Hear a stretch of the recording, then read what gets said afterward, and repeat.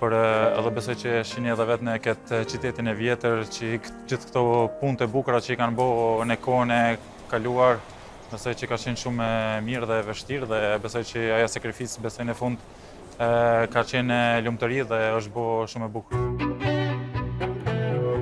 L'Italia è uno dei nuclei mondiali di produzione delle valvole e dei rubinetti, per un fatturato complessivo di 9 miliardi e 3 con un export di oltre il 75% e 30.000 addetti. In particolare a Bergamo c'è una specializzazione in valvole industriali.